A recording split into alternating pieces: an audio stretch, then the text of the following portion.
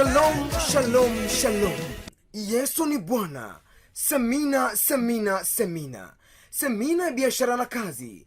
Kingdom Business, Mathayo 6:33. Kingdom Jobs, Mathayo 9:36-37. Mfumo mpya wa biashara. The future business to learn is Kingdom Business. The future business to learn is Kingdom Business. Inakukaribisha. Yesu mwana Daudi. Okay, tuanze somo letu. The spiritual vaccine.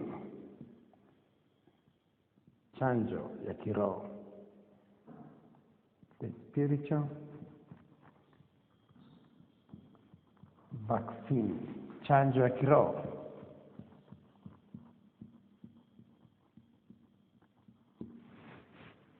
Chanjo ya kiroho ya kuzuia maradhi mbalimbali.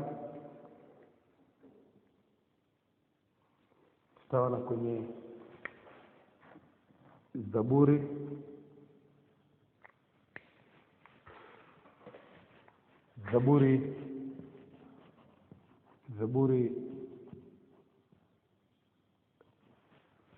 tutaona kwenye Zaburi ya kwanza mstari wa kwanza mpaka wa 3. Mathayo 4:17.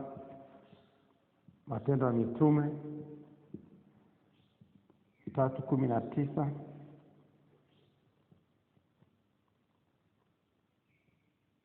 Ufunuo wa Yohana 2 sura ya 5, sura ya 2 mstari wa 5. Tutaona kwenye Kumbukumbu la Torati 7:15. Tutaona kwenye kitabu cha Kutoka 23 mstari wa 25 na 26. Tutaona kwenye Warumi 12 mstari wa 2.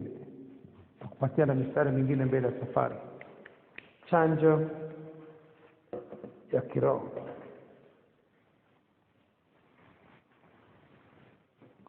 Chanjo ya kiroho ni nini?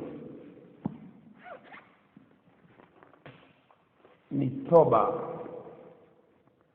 Toba ni chanjo ya kiroho. Chanjo ni kitu unachopewa kwa ajili ya kuzuia, kukinga. Upendo ni chanjo ya kiroho. Muda ni chanjo ya kiroho. Imani ni chanjo ya kiroho. Toba ni chanjo ya kiroho. Ni vitu ambavyo vinazuia kitu kingine kisiingie. Chanjo ni aina ya virusi vinavyokula virusi vingine. Chanjo ni aina ya virusi vinavyokula virusi vingine. Nataka tusaidiane kwenye hili eneo. Palipokuja na swala la ugaidi, wazo la ugaidi,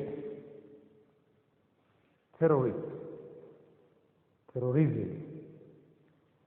Hili ni wazo. Ili wazo la ugaidi liishe, lazima litengenezwe wazo lingine la nzuri zaidi ya lile la ugaidi, ndio litamaliza ile wazo la ugaidi. Wazo la ugaidi alimalizwi na bunduki na mabomu. Wazo la ugaidi linamalizwa na wazo lingine zuri. Kwa hiyo pakitokea kirusi kinamalizwa na kirusi kingine kikubwa zaidi ya kile kingine. Samaki wakubwa wanakula wale wadogo. Kwa hiyo unatengeneza virusi vikubwa vinavyokula vile vidogo. Sisi wa Afrika wote tumechanjwa chanjo ya TB, polio na magonjwa mengine, surua, kwamba tumeingiziwa virusi vya surua, ambavyo surua hivi vingine vipya vikiingia, vile vya zamani vimeshakomaa, vinakula vile vingine, yule mtu anapona. Kwa hiyo tunachojaribu kukiangalia leo hii ni kwamba lazima kuwe na wazo zuri zaidi ya wazo lililoleta matatizo. Akili iliyokuingiza kwenye maisha unaoishi leo, akili iliyokuingiza kwenye maisha unaoishi leo, huwezi tumia akili hiyo hiyo ikakutoa kwenye hayo maisha ikakupeleka kwenye maisha bora zaidi. Lazima ije akili nyingine kubwa zaidi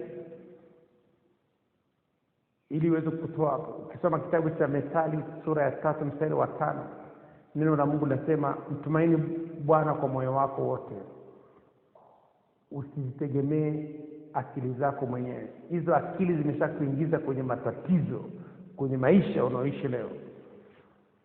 Hizo akili zilikuambia usiende shule, katafute pesa. Hizo akili zilikuambia vitu vingi, kwamba wewe ni maskini. Hiyo akili imekuambia vitu vingi ambavyo lazima ije akili nyingine kubwa zaidi ambayo itakusaidia kutoka hapo ulipo. Kwa hiyo leo hii tunaangalia chanjo ya kiroho. Tumesema toba ni chanjo ya kiroho. Toba. Tumesema muda ni chanjo ya kiroho, time. Tumesema imani ni chanjo ya kiroho, faith. Tumesema upendo ni chanjo ya kiroho. Upendo unazuia mabaya. Utajuaje upendo unazuia mabaya? Upendo unazuia dhambi. Methali sura ya 10 mstari wa 12. Biblia ya Kiingereza inasema love covers all sins. Biblia ya Kiswahili inasema, Methali sura ya 10 mstari wa 12, kuchukiana huondokesha fitina, bali kupendana usitiri makosa yote. Kupendana kuna sitiri makosa yote. Upendo unafunika makosa yote. Upendo ni kinga, upendo unafunika makosa yote. Leo hii kama unampenda Mungu, virusi vya corona haviwezi kukushika. Unampenda Mungu katika viwango vinne. Unampenda Mungu katika hivi viwango vinne. Luka 10 mstari wa 27. Neno la Mungu linasema nini? Kuna viwango vitano vya kumpenda Mungu. Ukimpenda Mungu katika hivi viwango vitano, ugonjwa wote hauwezi kukushika. Neno la Mungu linasema, Yesu akajibu akasema, mpende Bwana Mungu wako kwa moyo wako wote, na kwa roho yako yote, na kwa nguvu zako zote, na kwa akili zako zote, na jirani yako kama nafsi yako. Hivyo ni viwango vitano. Inasema moyo wako, akili yako, nguvu zako, nafsi yako na jirani yako. Hakuna ugonjwa utakushika. Hiyo ni kinga. Na ukitaka kujua kwamba ni kinga, twende kwenye kitabu cha Kumbukumbu la Torati sura ya 7 mstari wa 15. Kumbukumbu la Torati sura ya 7 mstari wa 15. Neno la Mungu linasema nini? Neno la Mungu linasema, Bwana atakuondolea ugonjwa wote, wala atatia juu yako maradhi yoyote mabaya uyajuayo ya Misri. Magonjwa, maradhi yoyote mabaya uyajuayo ya Misri, lakini atayaweka juu ya wote wakuchukiao. Atayaweka na magonjwa juu ya watu wote wanaokuchukia. Ukimpenda Mungu, nianze mstari wa 14 labda ili upate picha kamili. Kumbukumbu la Torati sura 7 mstari wa 14 na 15.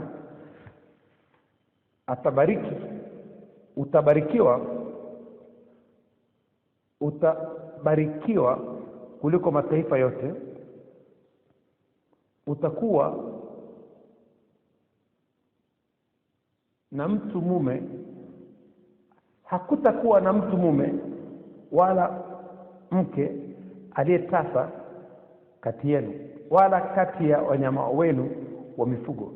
Na Bwana atakuondolea ugonjwa wote, wala hatatia juu yako maradhi yoyote uyajuayo mabaya uyajuayo ya Misri, lakini atayaweka juu ya wote wakuchukiao. Ukimpenda Mungu,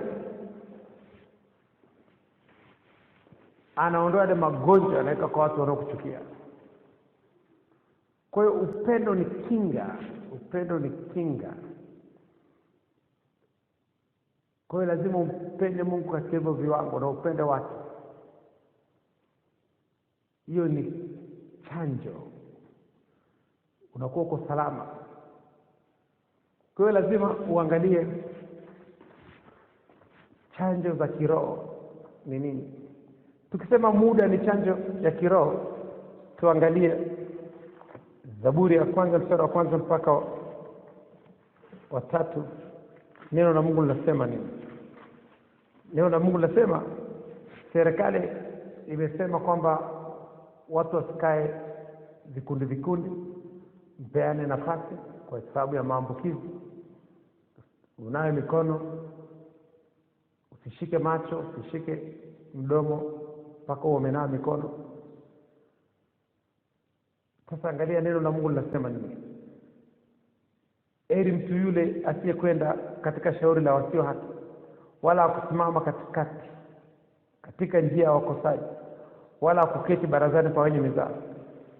Huyu mtu, heri mtu yule asiyekwenda katika shauri la wasio haki, wala kusimama katika njia ya wakosaji, wala kuketi barazani pa watu wenye mizaa.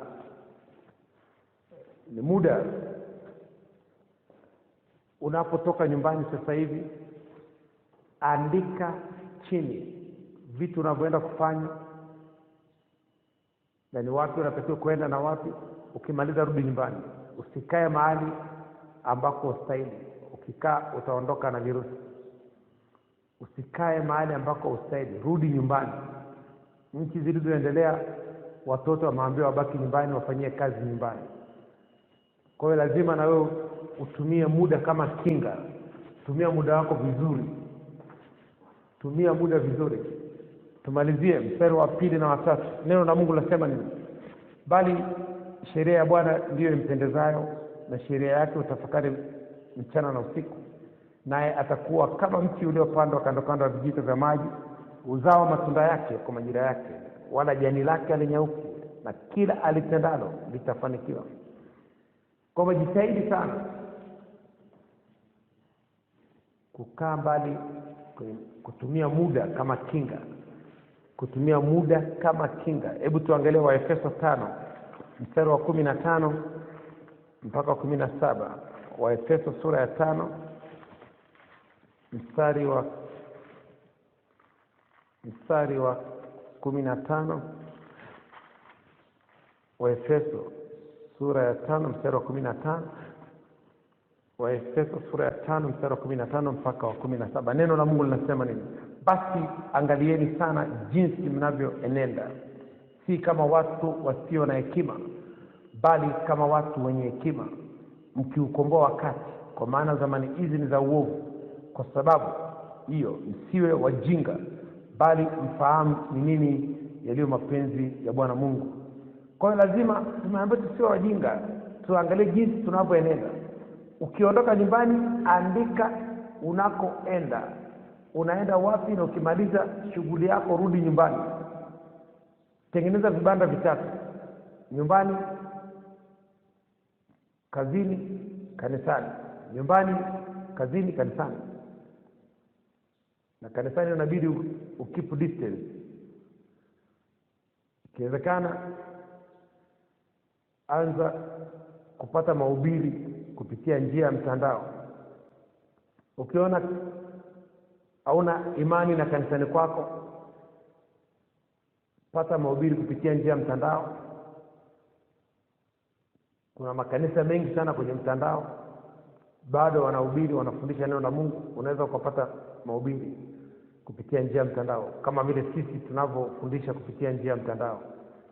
Kwa hiyo ukiona kabisa kanisani sio sehemu salama, makusanyiko ni mengi, ni makubwa, jitahidi kupata mahubiri kupitia njia ya CD, njia ya mtandao,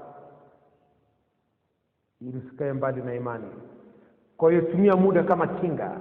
Naambia msio wajinga, angalia mnavyoenenda. Tusiwe kama wanyama. Hata wanyama wana discipline. Nyumbu wanakwenda Masai Mara, wanarudi Serengeti kwa nyakati zao. Kwamba tumia muda kama kinga. Tumia muda kama kinga. Hebu tuangalie Wakolosai sura ya 4 mstari wa 5. Wakolosai sura ya 4 mstari wa 5. Neno la Mungu linasema nini?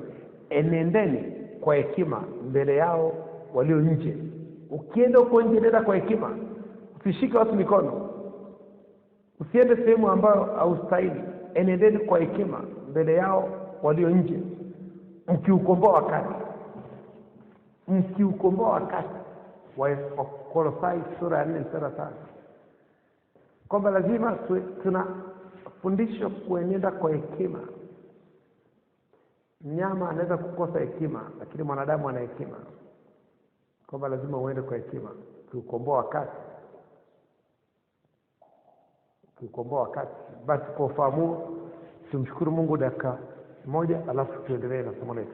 Baba Jehova, katika jina la uweza la Yesu Kristo wa Nazareth. Baba Jehova, katika jina la uweza la Yesu Kristo wa Nazareth. Baba Jehova, katika jina la uweza la Yesu Kristo wa Nazareth.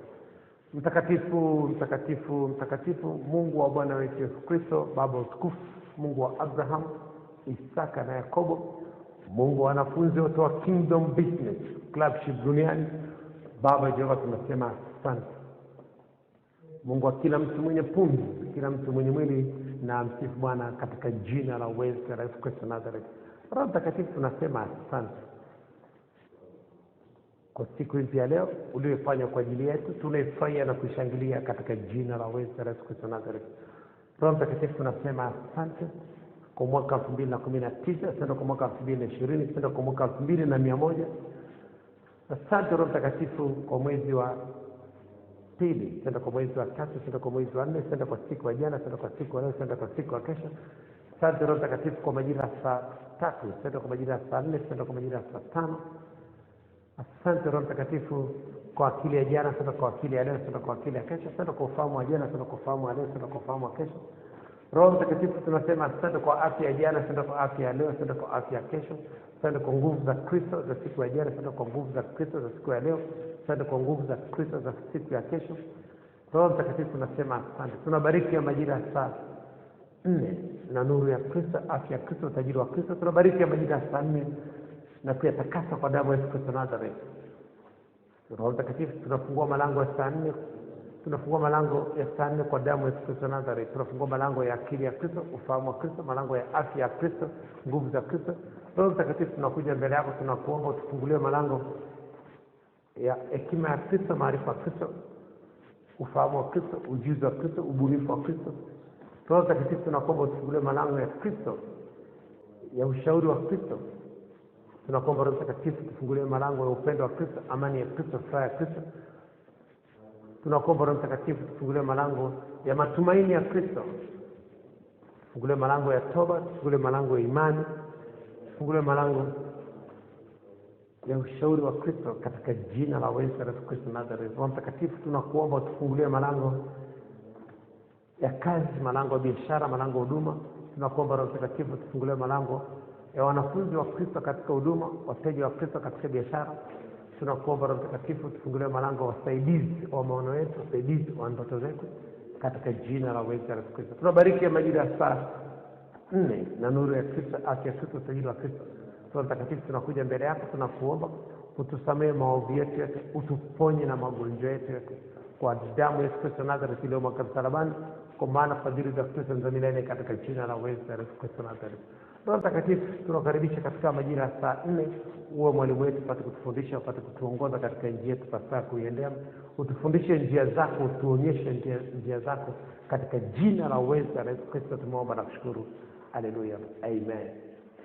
Okay, tuendelee na somo letu, the spiritual vaccine, chanjo ya kiroho.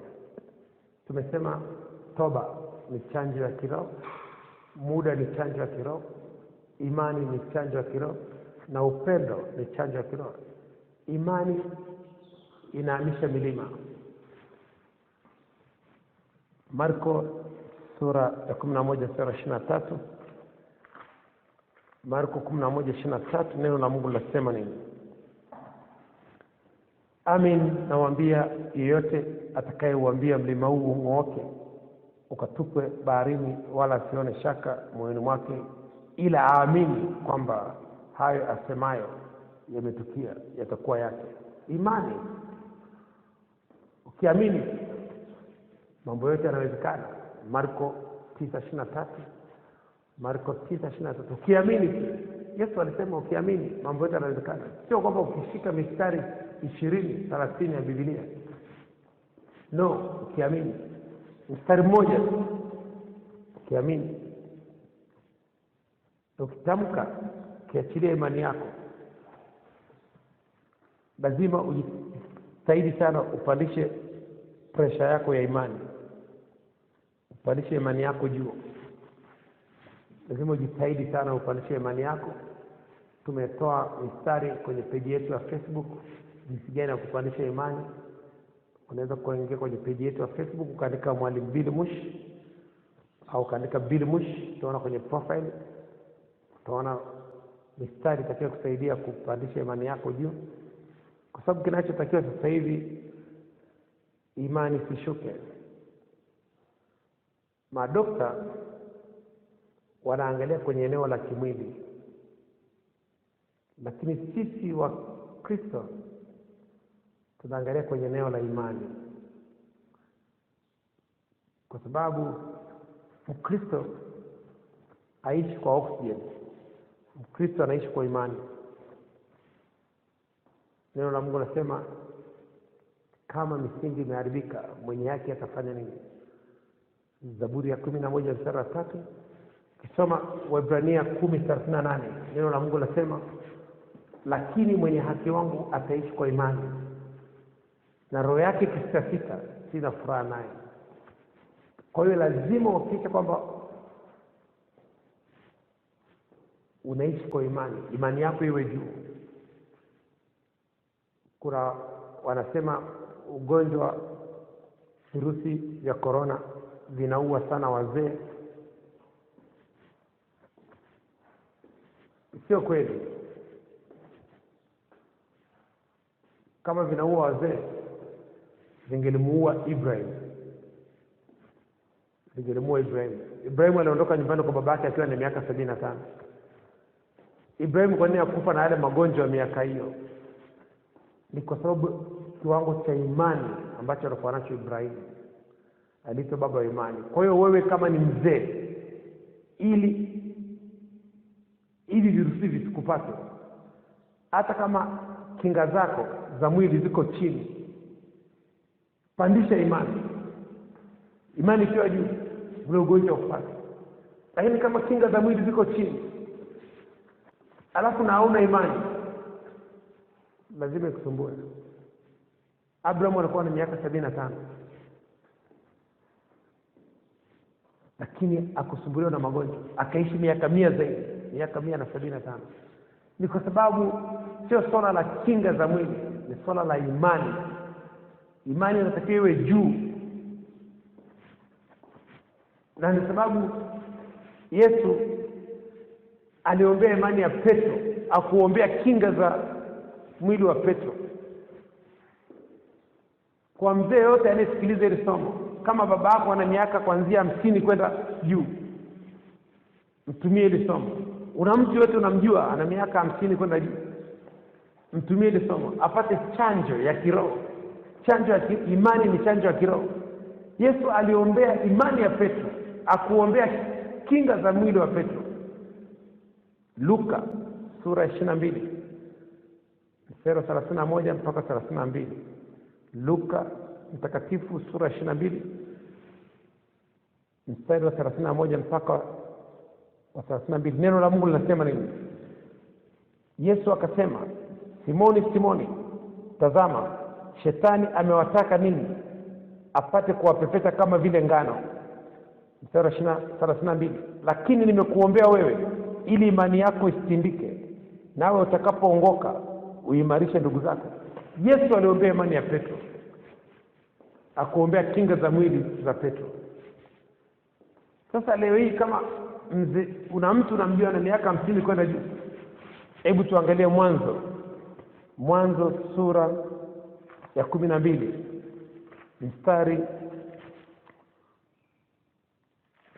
wa kwanza mpaka wa 5. Neno la Mungu linasema nini? Mwanzo 12 mstari wa kwanza mpaka wa 5.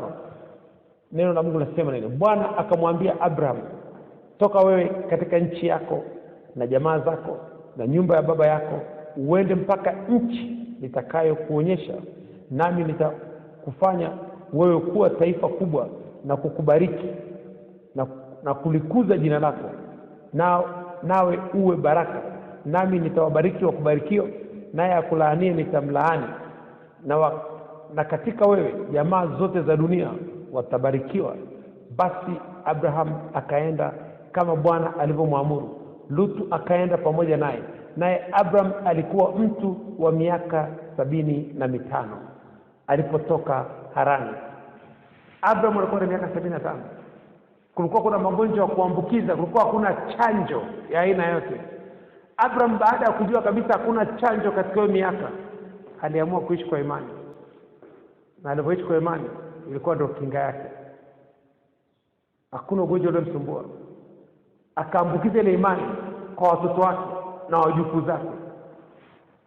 Isaka akaishi miaka 180.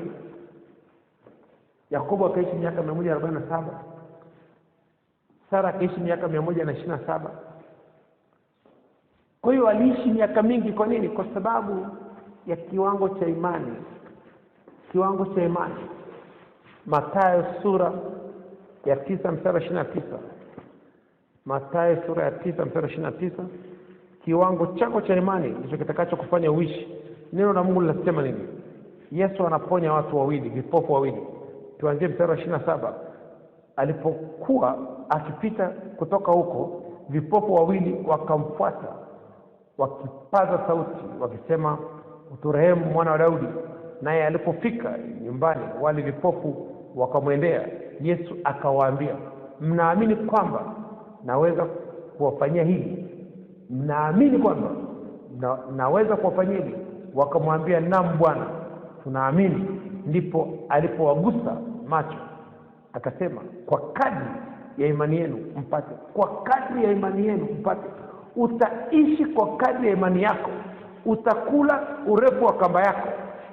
Imani yako ndio kiwango cha urefu wa kamba yako. Mbuzi anakula urefu wa kamba yake. Kwamba kamba ikiwa refu utakula mbali zaidi, kamba ikiwa fupi utakula karibu zaidi. Kwa hiyo mtu yote ana miaka 50 kuendelea asikilize hili somo, mtumie.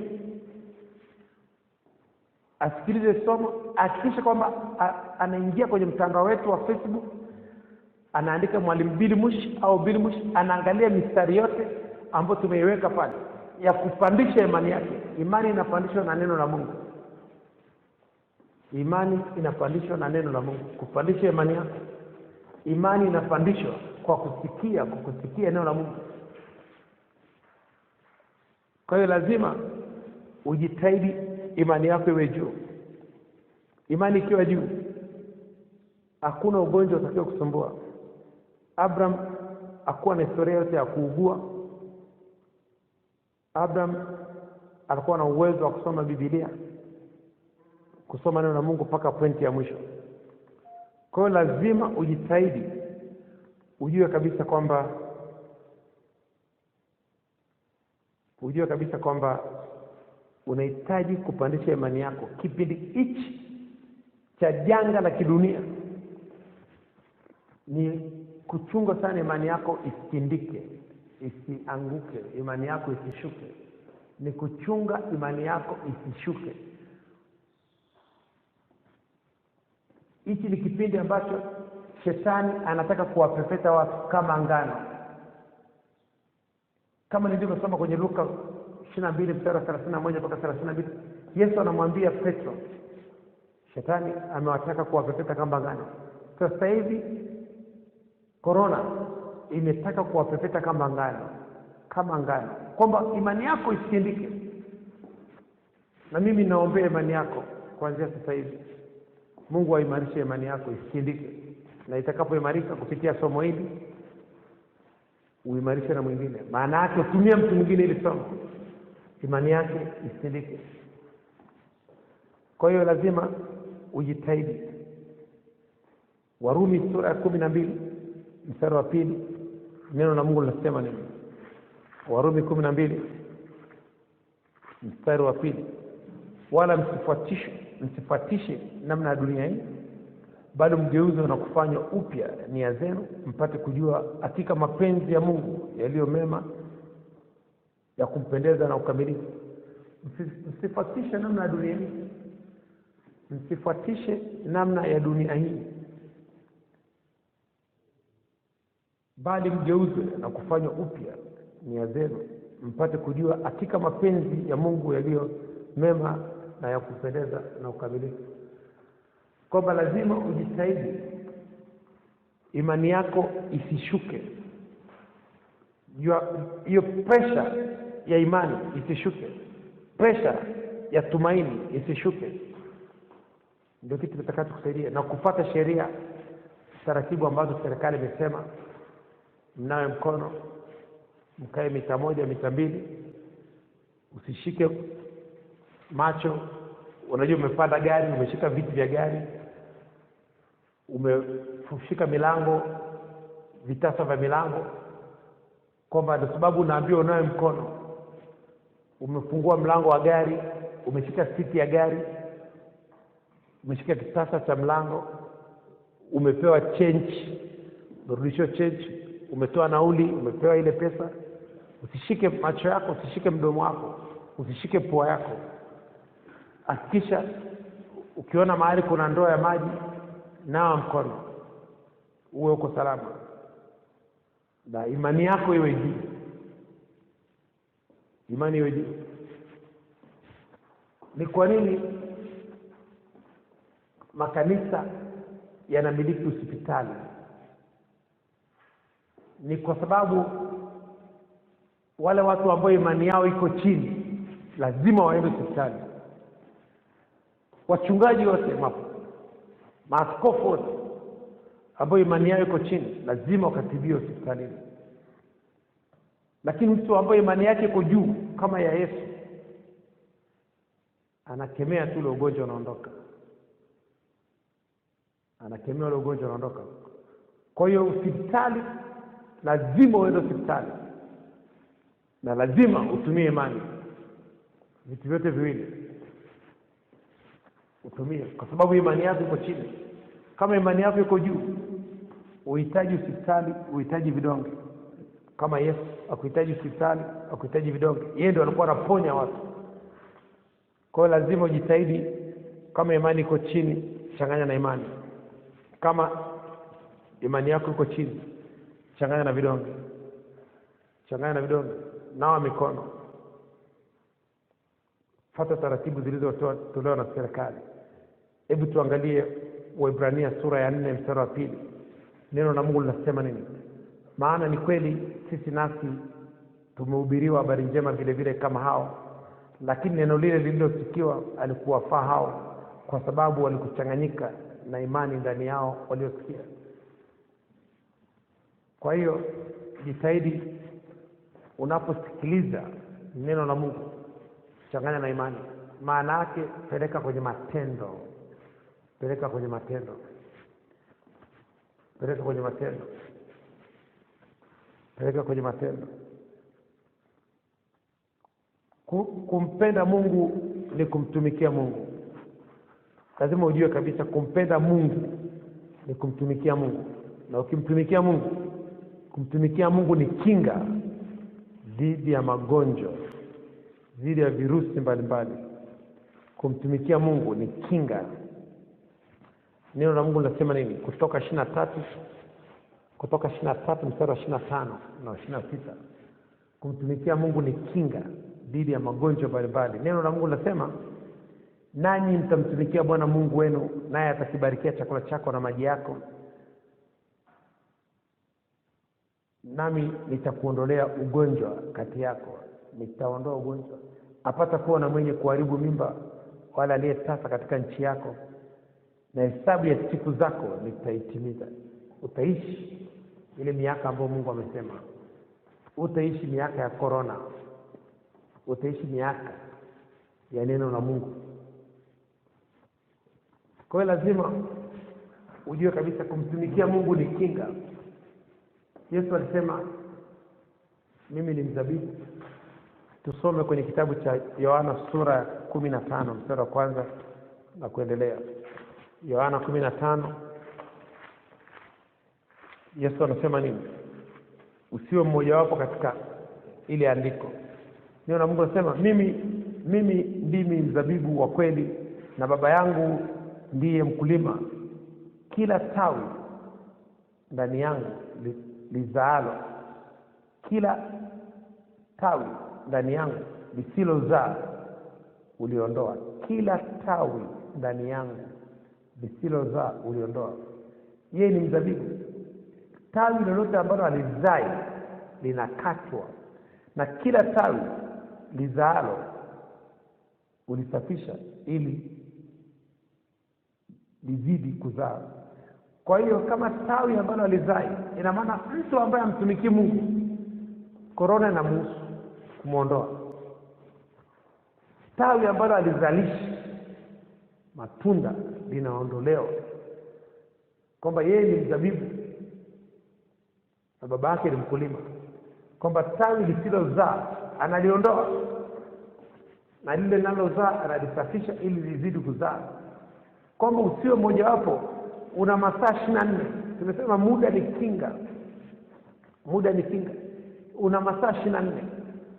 Nenda kafanye kitu kinachompendeza Mungu, ili Mungu akuwekee kinga, aone kwamba una thamani kwake, unamtumikia. Sasa kama umtumikie Mungu, unatumikia pesa, changamoto yote inayokuja na hii dunia inakuhusu. Changamoto yoyote, una masaa 24, au mrudishie Mungu muda hata siku moja. Lazima utoe fungu la 10 la muda. Lazima ujitahidi kutoa fungu la 10 la muda, masaa 2 na dakika 40. Mrudishie Mungu, kafanye kitu kinachomhusu Mungu. Tofauti na hapo unakuwa huna kinga.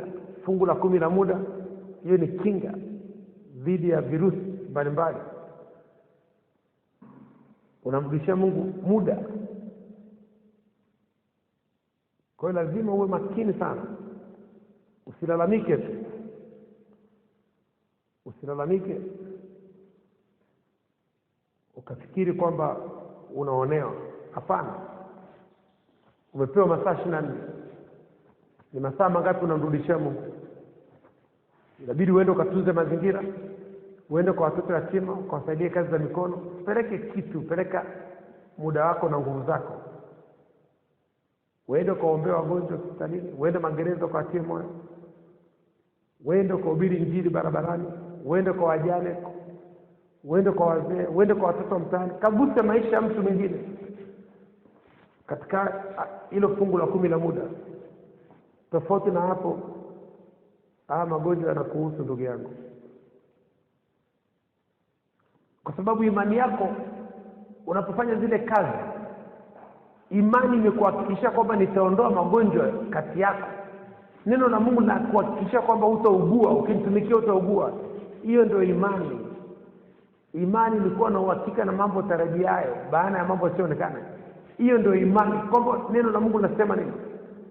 Bali mtamtumikia Bwana Mungu wako. Ninyi mtamtumikia Bwana Mungu wako, naye atabarikia chakula chako na maji yako, na atakuondolea magonjwa kati yako. Hiyo inatosha kabisa, kwa sababu umemtumikia Mungu. Una uhakika kabisa. Ili swala la corona sio sehemu yako. Lakini kama mtumikie Mungu, nafasi ya wewe kupata matatizo hayo ni kubwa mno. Hiyo nafasi ni kubwa mno, kwa sababu una imani. Hiyo ni imani ambayo imekufa nafsini mwako, na corona inatafuta watu ambao wana imani iliyokufa. Nisikilize kwa makini. Virusi vya corona vinatafuta mtu ambaye imani yake imeshakufa, ndio vinaingia. Yakobo sura ya 2 mstari wa 17 na wa 18. Yakobo sura ya 2 mstari wa 17 na 18. Neno la Mungu linasema nini? Hivyo hivyo na imani isipokuwa ina matendo imekufa nafsini mwake. Lakini mtu atasema, wewe unayo imani, nami ninayo matendo.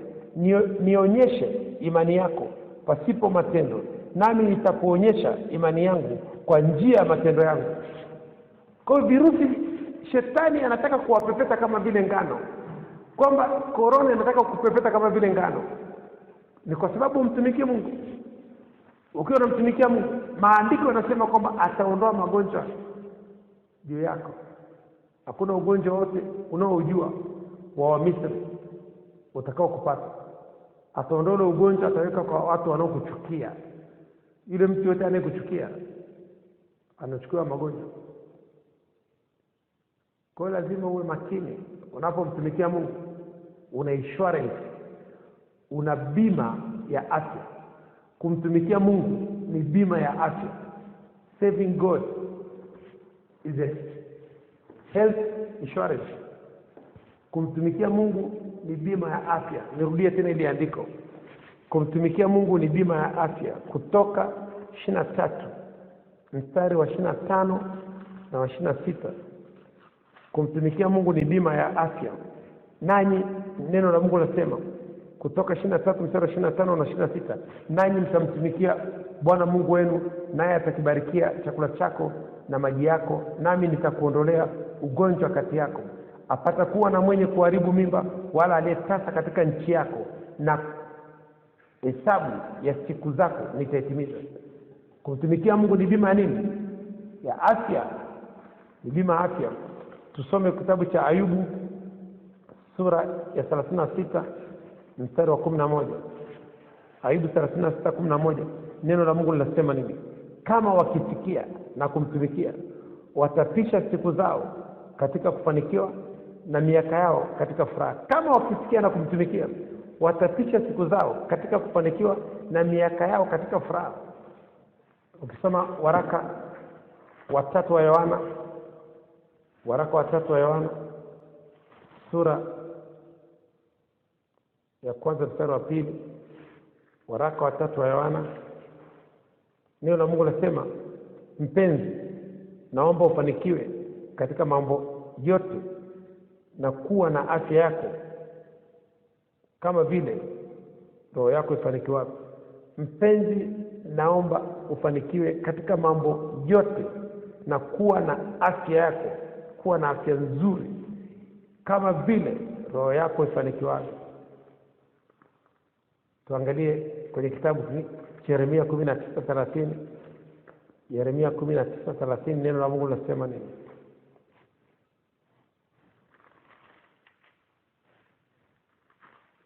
Kwa hiyo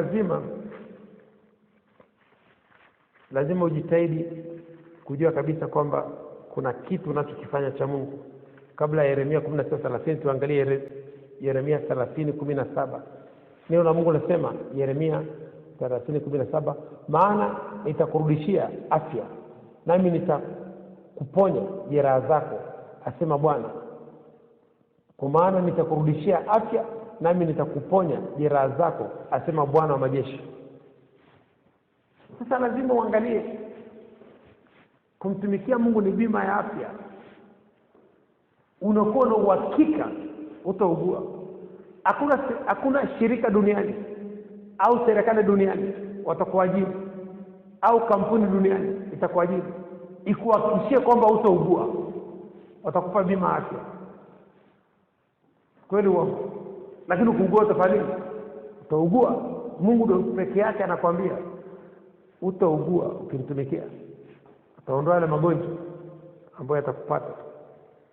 Kwamba leo hii kwenye somo letu tunaangalia chanjo ya kiroho. Tumesema toba ni chanjo ya kiroho. Tumesema muda ni chanjo ya kiroho. Tumesema imani ni chanjo ya kiroho. Tumesema upendo ni chanjo ya kiroho. Hizi ni chanjo za aina 4 kubwa. Ziko nyingi lakini hizo ni kubwa. Na tumetoa maandiko yake kwamba lazima ukae chini. Ukitaka kujua toba ni chanjo ya kiroho, tuangalie Ufunuo wa Yohana sura ya 2 mstari wa 5. Ufunuo wa Yohana sura ya 2 mstari wa 5, neno la Mungu linasema, basi kumbuka ni wapi ulikoanguka, ukatubu, ukayafanya matendo ya kwanza. Lakini usipofanya hivyo, naja kwako, nami nitakiondoa kinara chako katika mahali pake usipotubu. Kile kinara kikiondoka, giza linaingia, kinga imeondoka. Na kila roho chafu inakaa kwenye giza. Roho chafu zote, hakuna roho chafu hata moja inakaa kwenye nuru. Roho chafu zote zinakaa kwenye giza. Kwa hiyo kile kinara chako kikiondolewa, giza linaingia. Giza likiingia, virusi kinaingia. Virusi vinakaa kwenye giza. Hakuna kirusi kinakaa kwenye mwanga, kwa sababu virusi vikipataga mwanga vinakufa. Vikipata mwanga vinakufa. Ndio naambia ukiona kuna kitu kwenye nguo, kwenye nini, anika kwenye jua. Ukipata joto tu nakufa. Virusi vya corona unaambia ukiona kabisa vinakaa sana kwenye koo, kunywa kitu cha moto, vinakufa. Kunywa kitu cha moto, kunywa tangawizi, kunywa chai yenye limao, kwa hiyo utaona vinakufa kitu cha moto. Na ni kwa nini nasumbua sana kwenye hizo nchi za wenzetu? Kwa sababu ya kipindi cha baridi. Hichi kirusi kingelikuja kipindi cha joto, kisingewasumbua namna hiyo. Kimekuja kipindi cha baridi. Kwa hiyo lazima utumie chanjo ya kiroho. Chanjo ya kiroho. Unaingia kwenye toba kutwa mara 3. Kutwa mara 3 kama Paulo, kama Daudi. Zaburi ya 51. Tuangalie kwenye Zaburi ya 55 mstari wa 17. Zaburi ya 51 inaingia kwenye toba. Na Zaburi ya 55 mstari wa 17, neno la Mungu linasema nini? Zaburi ya 55:17, jioni, asubuhi na adhuhuri nitalalama na kuugua, naye ataisikia sauti yangu. Hakikisha unaingia kwenye toba sana. Hichi ni kipindi cha toba. Na usijiombee mwenyewe tu, ombea dunia. Ombea dunia nzima, usijiombee mwenyewe na familia yako tu. Ombea dunia nzima, ombea kila mtu. Ingia kwenye toba kwa ajili ya hii dunia. Usiombee nchi yako tu, ombea nchi nyingine. Ombea na nchi nyingine. Kwa nini tunasema hivyo? Ayubu sura ya 40 mstari, Ayubu 42. Ayubu 42 mstari wa 10. Ayubu 42:10, neno la Mungu linasema nini? Ayubu aliombea rafiki zake, Mungu akamponya. Ayubu 42 mstari wa 10. Kisha Bwana akageuza uteka wa Ayubu hapo alipowaombea rafiki zake. Bwana naye akampa Ayubu mara 2 kuliko hayo aliyokuwa nayo mwanzo. Ukiombea watu wengine, ukiombea wa China, wa Marekani, wa Kenya, wa Uganda, Mungu anasababisha Tanzania inakuwa na afya mara 2 ya ile afya iliyokuwa nao mwanzo. Kwa sababu ni muhimu sana kuombea mataifa mengine ili Mungu atupe afya mara 2 ya hii afya tulionayo. Kwa hiyo jitahidi sana kuingia kwenye toba, kwa sababu ya dunia na mataifa mengine. Kwa hiyo kinga ya kiroho ni muhimu sana. Na kinga ya kiroho ni imani. Kinga ya kiroho ni upendo, ni muda, ni toba, ni upendo. Hiyo ndio kinga pekee yake ambayo inaweza kukusaidia kupandisha kinga zako za mwili zikawa ziko juu. Kinga ya mwili ikishuka, lazima imani iwe juu. Abraham alikuwa na mzee, lakini hakusumbuliwa na magonjwa yote kwa sababu imani yake ilikuwa iko juu. Leo hii wanasema ugonjwa unaua wazee. Ni kweli wazee kinga zao za mwili ziko chini. Sawa, tukatai. Mbona usiue watoto? Watoto kinga zao za mwili ziko juu. Na ni mtoto ndio, lakini anaweza kufa. Na mzee, unaambiwa mzee akizeeka anakuwa mtoto. Ina maana yule mzee inabidi apandishe imani yake. Aamini kabisa kwamba asimame na neno la Mungu na akiri kufa sitakufa bali nitaishi na nitasimulia matendo makuu ya nani? Ya Bwana. Lazima utamke kwamba kufa sitakufa bali nitaishi na nitasimulia matendo makuu ya nini? Ya Bwana. Na asome mistari ya kutosha ambayo itasababisha imani yake ipande juu. Yesu hakuombea kinga za mwili za Petro. Yesu aliombea imani ya Petro, kwamba lazima imani yako iwe juu. Sasa imani ikishuka, changamoto zinaanza. Luka 17 mstari wa 5 na 6. Luka 17 mstari wa 5 na 6. Neno la Mungu linasema nini? Luka 17 mstari wa 5 na 6. Mitume wakamwambia Yesu, Bwana, tuongezee imani. Bwana akasema, kama mngekuwa na imani kiasi cha chembe ya haradali, mngeuambia mkuyu huu ng'ooka ukapandwe baharini, nao ungeliwatii. Kwamba lazima uhakikishe kiwango chako cha imani kimepanda. Yesu anawaambia mngelikuwa na imani ndogo tu kama chembe ya haradali. Kwamba hakikisha imani yako imezidi chembe ya haradali. Imekuwa saizi ya mbegu ya mahindi basi. Imekuwa saizi ya punje ya mahindi. Kama chembe ya haradali ni ndogo sana, au iwe kwa sasa chembe ya ngano. Pandisha imani yako hata ifikie kiwango cha haradali. Hakuna kirusi kitaingia kwenye mwili wako. Pandisha imani yako. Na imani inapandishwa kwa kusikia neno la Kristo. Unahitaji matumaini. Hofu inaua watu wengi sana kuliko virusi vya corona. Watu wengi wanakufa kwa sababu ya hofu. Kwa sababu mtu akishafungiwa ndani, bili za kulipa, hana kazi, biashara zimefungwa, hana chakula kule ndani, hofu inamuua. Mwingine anakuambia kwenye hizo nchi za wenzetu, ukienda hospitalini au rudi, hofu inakuua.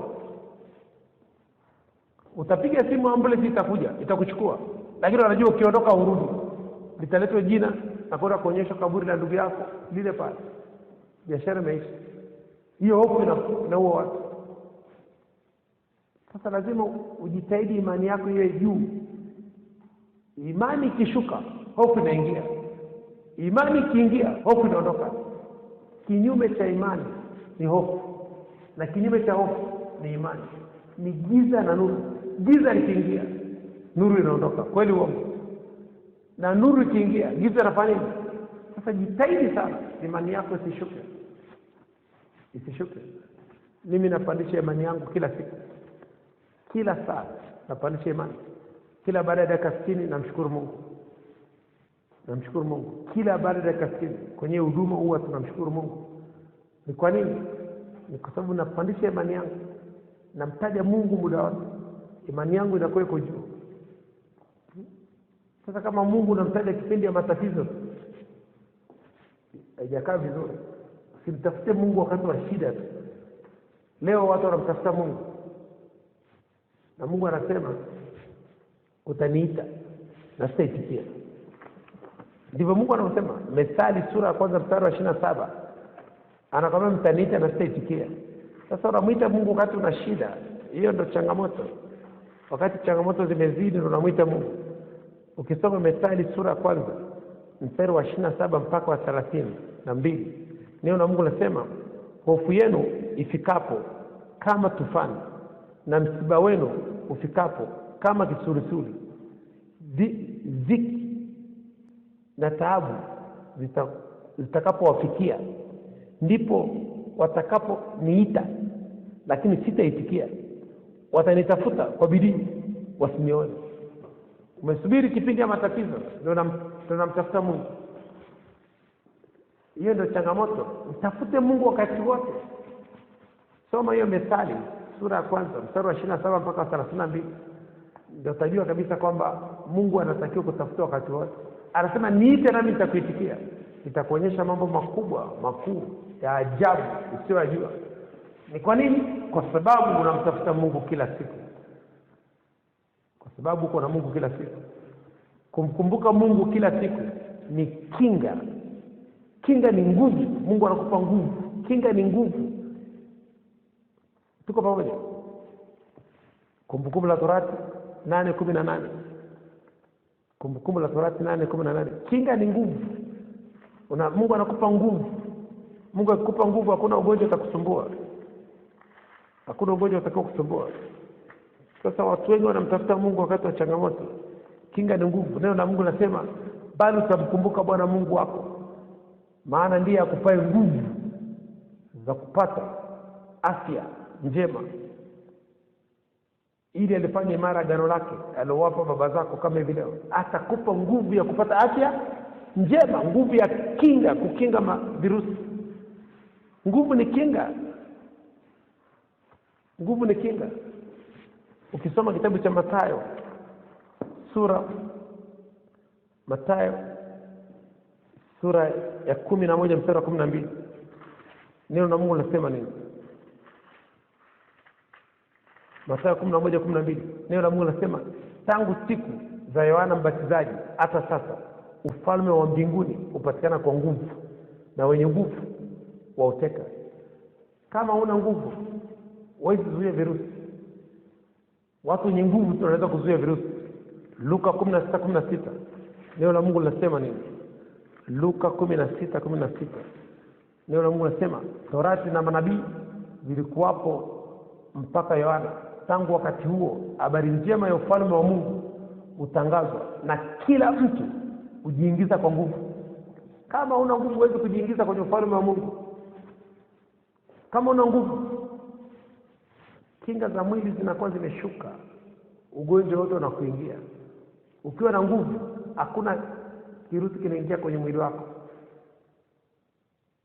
Energy, love is energy. Upendo ni nguvu. Upendo unahamisha milima, ndugu yangu. Ukiwa na imani ya kuhamisha milima, kama una upendo, hiyo ni kazi bure. Kwa ina maana kinachohamisha milima pale ni upendo, sio imani. Nataka usikize kwa makini. Ukiwa na imani ya kuhamisha milima na kama una upendo, hiyo ni kazi bure. Kwa hiyo ina maana kinachohamisha milima sio imani. Kinachohamisha milima ni upendo. Wa Korintho wa kwanza sura ya 13 mstari wa 2. Kinachohamisha milima, bado dakika moja tumalize. Korintho wa 13. Korintho wa kwanza 13, neno la Mungu linasema, tena nikitoa mstari wa 2 nasema, tena nijapokuwa na unabii, kujua siri zote za maarifa yote, nijapokuwa na imani timilifu kiasi cha kuweza kuhamisha milima, kama sina upendo si kitu mimi.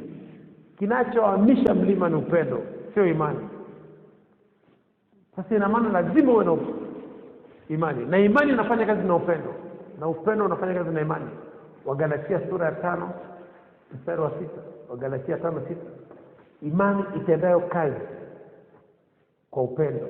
Imani itendayo kazi kwa upendo inahamisha milima, inampa mtu kinga Imani ifanyayo kazi kwa upendo inampa mtu kinga.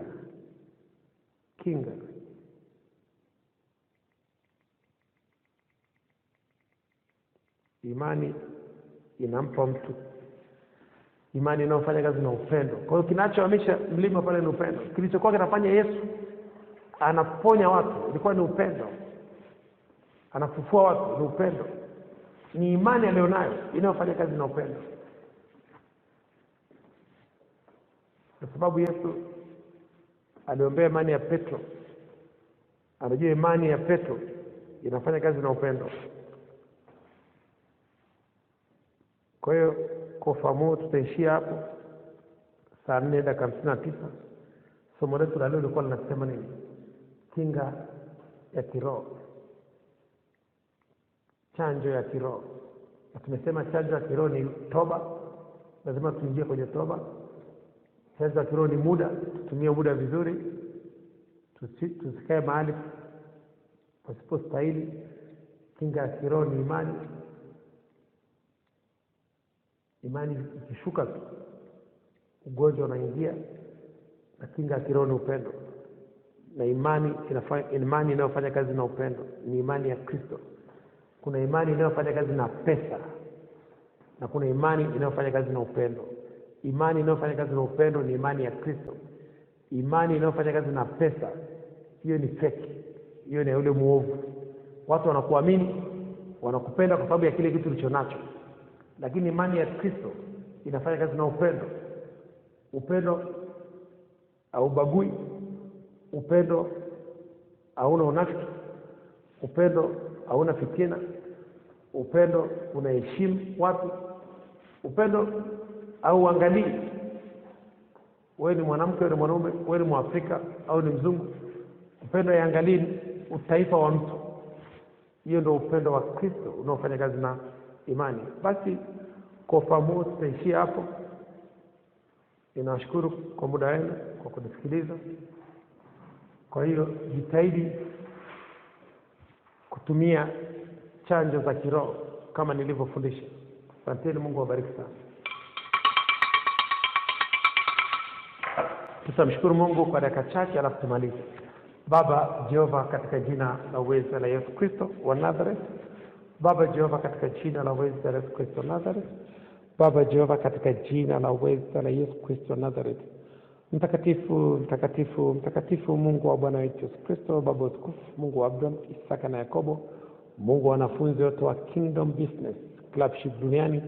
Baba Jehova, tunasema asante. Mungu wa kila mtu mwenye pumzi, kila mtu mwenye mwili, na msifu Bwana katika jina la uweza la Yesu Kristo Nazareth. Roho Mtakatifu, tunasema asante. Asante kwa mwaka 2019, asante kwa mwaka 2020, asante kwa mwaka 2100. Asante kwa siku mpya uliyofanya kwa ajili yetu, tunaifurahia na kuishangilia katika jina la uweza la Yesu Kristo Nazareth. Asante Roho Mtakatifu kwa siku ya jana, asante kwa siku ya leo, asante kwa siku ya kesho, asante kwa majira ya saa 4, asante kwa majira ya saa 5, asante kwa majira ya saa 6. Roho Mtakatifu, tunabariki ya majira ya saa 5 na kuyatakasa kwa damu ya Yesu Kristo Nazareth. Tunafungua malango ya saa 5 kwa damu ya Yesu Kristo Nazareth. Tunafungua malango ya akili ya Kristo, ufahamu wa Kristo. Tunafungua malango ya nguvu za Kristo, malango ya afya ya Kristo katika jina la uweza la Yesu Kristo Nazareth. Roho Mtakatifu, tunasema asante. Tunakuomba Roho Mtakatifu utufungulie malango ya hekima ya Kristo, maarifa ya Kristo, ufahamu wa Kristo, ushauri wa Kristo, ujuzi wa Kristo, ubunifu wa Kristo katika biashara, katika kazi, katika huduma. Tunakuomba Roho Mtakatifu tufungulie malango ya upendo wa Kristo, amani ya Kristo, furaha ya Kristo, imani ya Kristo, tumaini la Kristo, uaminifu wa Kristo. Tunakuomba Roho Mtakatifu tufungulie malango ya ushauri wa Kristo. Tunakuomba Roho Mtakatifu tufungulie malango ya biashara, malango ya kazi, malango ya huduma. Tunakuomba Roho Mtakatifu tufungulie malango ya wanafunzi wa Kristo katika huduma, wateja wa Kristo katika biashara. Tunakuomba Roho Mtakatifu tufungulie malango ya wasaidizi wa maono yetu, wasaidizi wa ndoto zetu katika jina la uweza la Yesu Kristo Nazareth. Roho Mtakatifu, tunasema asante. Pokea sifa, pokea utukufu, pokea heshima, pokea shukrani zetu katika jina la uweza la Yesu Kristo Nazareth. Roho Mtakatifu, tunakuja mbele yako, tunasema asante. Kwa majira ya saa 5 tunafurahia na kuyashangilia katika jina la uweza la Yesu Kristo Nazareth. Tunabariki ya majira ya saa 5 na nuru ya Kristo, afya ya Kristo, utajiri wa Kristo katika jina la uweza la Yesu Kristo Nazareth. Tunabariki ya majira ya saa 5 Na upendo wa Kristo, amani ya Kristo, furaha ya Kristo, imani ya Kristo, fadhili za Kristo, uaminifu wa Kristo, uvumilivu wa Kristo, wema wa Kristo, upole wa Kristo, matumaini ya Kristo na nidhamu ya Kristo, katika jina la Yesu Kristo Nazareth. Tunabariki majira ya saa 5 na roho ya Kristo, hekima ya Kristo, ufahamu wa Kristo, uwezo wa Kristo, shauri ya Kristo, maarifa ya Kristo, mafunuo ya Kristo, mafundisho ya Kristo, mfano wa Kristo, masomo ya Kristo, ujuzi wa Kristo, ubunifu wa Kristo na roho ya kumcha Bwana ya Kristo, katika jina la Yesu Kristo Nazareth. Roho Mtakatifu, tunasema asante. Asante Roho Mtakatifu kwa kutuamsha asubuhi ya leo, kwa kutupa pumzi, kutupa afya, kutupa nguvu, kutupa uzima, kutupa akili ya Kristo, kutupa ufahamu wa Kristo, kujitambua, katika jina la Yesu Kristo Nazareth. Roho Mtakatifu, tunasema asante. Hakuna kama Jehova, hakuna kama Yesu Kristo Nazareth, hakuna kama Roho Mtakatifu, hakuna kama Mungu Baba. Wewe ndio Mungu wa miungu, Baba wa baba, mfalme wa falme, wewe ndio mwanzo na mwisho. Roho Mtakatifu, wewe ndio Mungu uliyofanya mbingu na nchi kwa fahamu zako, kwa hekima yako, kwa maarifa yako. Roho Mtakatifu, wewe ndio Mungu uliyotandaza nchi juu ya maji. Roho Mtakatifu, wewe ndio Mungu uliyofanya mianga mikubwa, jua litawala mchana, mwezi na nyota zitawale usiku. Roho Mtakatifu, wewe ndio Mungu uliovusha wana wa Israeli katika bahari ya Shamu. Roho Mtakatifu, wewe ndio Mungu ulioongoza wana wa Israeli jangwani, ukatupa kila kiumbe chakula chake. Roho Mtakatifu, wewe ndio Mungu ulioua wazaliwa wa kwanza wa Misri, kwa wafalme mashuhuri. Roho Mtakatifu, wewe ndio Mungu uliyemfufua Yesu Kristo wa Nazareth katika wafu, katika jina la Yesu Kristo Nazareth. Roho Mtakatifu, wewe ndio Mungu uliyesema na iwe nuru, na ikawa nuru, katika jina la Yesu Kristo Nazareth. Roho Mtakatifu, wewe ndio Mungu uliyemuongoza Yesu Kristo wa Nazareth jangwani kwa muda wa siku 40, akafunga usiku na mchana, akajaribiwa na yule muovu, akashinda majaribu yote yule muovu kwa kishindo, katika jina la Yesu Kristo Nazareth. Roho Mtakatifu, wewe ndio Mungu wa Bwana Yesu Kristo, Baba wa utukufu, Mungu wa Abrahamu, Isaka na Yakobo. Roho Mtakatifu, wewe ndio Mungu uliyetusamea maovu yetu yote, ukatuponya na magonjwa yetu yote kwa damu ya Yesu Kristo Nazareth, kwa maana fadhili za Kristo za milele, katika jina la Yesu Kristo Nazareth. Roho Mtakatifu, wewe ndio Mungu uliyetuchanja chanjo ya kiroho dhidi ya virusi vya corona kwa damu ya Yesu Kristo Nazareth, iliyomwagika msalabani, kwa maana fadhili za Kristo za milele, katika jina la Yesu Kristo Nazareth. Roho Mtakatifu, wewe ndio Mungu uliyofuta madeni yetu yote ya kiroho na ya kimwili kwa damu ya Yesu Kristo Nazareth, iliyomwagika msalabani, kwa maana fadhili za Kristo ni za milele, katika jina la Yesu Kristo Nazareth. Roho Mtakatifu, tunasema asante. Pokea sifa, pokea utukufu, pokea heshima, pokea shukrani zetu. Roho Mtakatifu, tunakuja mbele yako, tunasema asante kwa kujibu maombi yetu. Asante Roho Mtakatifu, tunaamini na tumepokea katika jina la Yesu Kristo Nazareth. Roho Mtakatifu, ninakuja mbele yako kwa ajili ya watumishi wako walioko mahali hapa na wanaotusikiliza kupitia njia ya mtandao. Roho Mtakatifu, neno lako linasema abarikiwe yeye asomaye na kusikiliza maneno ya unabii huu na kuyashika aliyoandikwa umo, kwa maana wakati ukaribu. Roho Mtakatifu, watumishi wako walioko mahali hapa na wanaotusikiliza kupitia njia ya mtandao wametoa muda wao kusikiliza neno lako, kusoma neno lako, kuandika neno lako. Roho Mtakatifu, ninakuomba ubariki kazi za mikono yao, bariki biashara zao, bariki huduma zao, bariki nyumba zao, bariki afya zao, bariki muda wao, bariki upendo wao, bariki majirani zao, bariki wateja wao katika biashara zao, bariki taifa wanaloishi. Baba Jehova, bariki chochote watakachotia katika mikono yao kikapata kufanikiwa, katika jina la Yesu Kristo Nazareth. Roho Mtakatifu, tunasema asante. Pokea sifa, pokea utukufu, pokea heshima, pokea shukrani zetu. Roho Mtakatifu, asante kwa kujibu maombi yetu. Tunakukaribisha Roho Mtakatifu katika majira ya saa 5 katika vipindi vinavyoendelea, uwe mwalimu wetu, pate kutufundisha, utuongoze katika njia tupasayo kuiendea, utufundishe njia zako, utuonyeshe njia zako, katika jina la Yesu Kristo Nazareth. Utupe akili ya Kristo, tupate akili ya Kristo, tupe akili ya Kristo, tupate ufahamu wa Kristo. Utupe akili ya Kristo, tupate akili ya Kristo ya kutafuta kwanza ufalme wa Mungu na haki yake, na mengine yote tutazidishiwa. Utupe akili ya Kristo, tupate akili ya Kristo ya kukomboa wakati, kwa maana zamani hizi ni za uovu. Tupe akili ya Kristo, tupate neema ya Kristo ya kufanya kazi ya Adam, kazi ya Yesu na kazi ya Injili, katika jina la Yesu Kristo Nazareth. Roho Mtakatifu, tunasema asante kwa kujibu maombi yetu, tunaamini na tumepokea katika jina la Yesu Kristo. Roho Mtakatifu, tunakaribisha katika vipindi vinavyoendelea, uwe mwalimu wetu, tufundishe njia zako, tuonyeshe njia zako. Karibu Roho Mtakatifu, katika jina la Yesu Kristo Nazareth tumeomba na kushukuru. Haleluya, amen. Tutaenda kwenye sala toba dakika moja, tutasema Yesu mwana wa Daudi mara 3. Mimi nikisema jina langu, Billy Mushi unasema jina lako. Basi turudia maneno: Yesu mwana wa Daudi, Yesu mwana wa Daudi, Yesu mwana wa Daudi. Mimi Billy Mushi naomba nirehemu, naomba nirehemu, naomba unirehemu. Unisamehe makosa yangu yote, unisamehe dhambi zangu zote, unisamehe maovu yangu yote, uniponye na magonjwa yangu yote, unisafishe kwa damu yako takatifu. Kuanzia leo ninakiri nimekuwa kiumbe kipya, ya kale yamepita. Futa jina langu kwenye kitabu cha mauti, andika jina langu kwenye kitabu cha uzima. Asante Mungu kwa kunipenda. Asante Yesu Kristo Nazareth kwa kuniokoa. Asante Roho Mtakatifu kwa kunifundisha. Asante malaika wa Mungu kwa kunilinda, katika jina la weza la Yesu Kristo wa Nazareth. Haleluya, amen. Tarudia maneno nikisema jina langu bila mwishi, unasema jina lako. Hakika miujiza ya Kristo, ishara na maajabu itanifuata mimi bila mwishi siku zote za maisha yangu, nami nitakaa nyumbani mwa Bwana milele na milele. Haleluya, amen. Tajirika na muda, tumia muda kibiashara. Asanteni, Mungu awabariki sana. For my victory, I thank God, yeah, Baba. I thank God, yeah. For my business, I thank God, yeah, Baba. I thank God, yeah. For my wifey, I thank God, yeah, Baba. I thank God, yeah. For my baby, I thank God, yeah, Baba. I thank God, yeah. I remember before, people they ask me who are you. I remember before, people they ask me where are you. But today, brother, them people they ask me how are you. But